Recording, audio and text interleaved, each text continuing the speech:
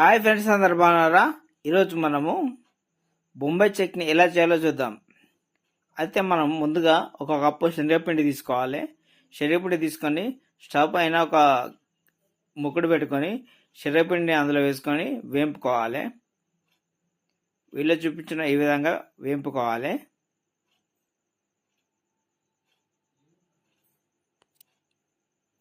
లేకపోతే కలుపుకోవాలి ఫ్రెండ్స్, లేకపోతే మాడిపోతుంది. చాలా ఈజీగా ఉంటుంది, చాలా సింపుల్గా ఉంటుంది ఈ బొంబాయి చట్నీ. ఫ్రెండ్స్, స్టవ్ పైన కడాయి పెట్టుకొని అందులో ఒక 2 టేబుల్ స్పూన్ల ఆయిల్ వేసుకోవాలి.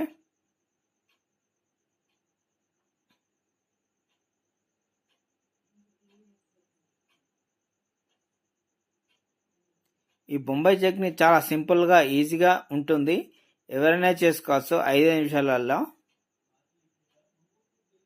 నూనె వేడయ్యేలోపు ముందుగా వేయించి పక్కన పెట్టుకున్న శనగపిండిని కలుపుకుందాము.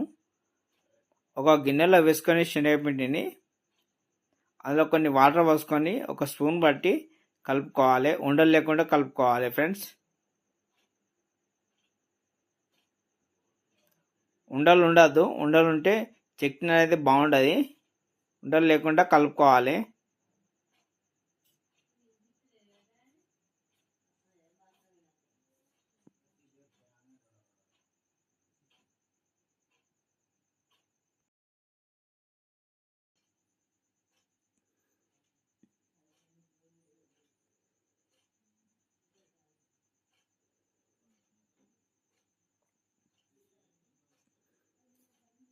నూనె వేడయ్యాక అందులో మనం పోపు దినుసులు వేసుకోవాలి.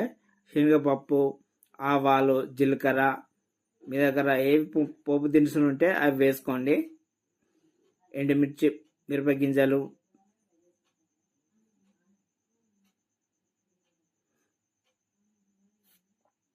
తర్వాత ఒక రెమ్మ కరివేపాకు,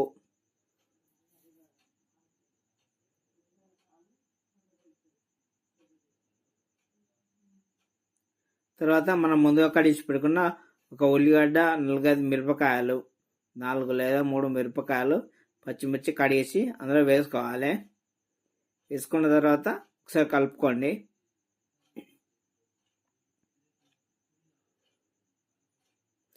కలుపుకున్న తర్వాత 1 టేబుల్ స్పూన్ అల్లం వెల్లుల్లి పేస్ట్ వేసుకోవాలి. అల్లం వెల్లుల్లి పేస్ట్ వేసుకున్న తర్వాత పచ్చివాసన పోయేదాకా కలుపుకోవాలి. ఇలా అడగంటకుండా కలుపుకోవాలి. అప్పుడు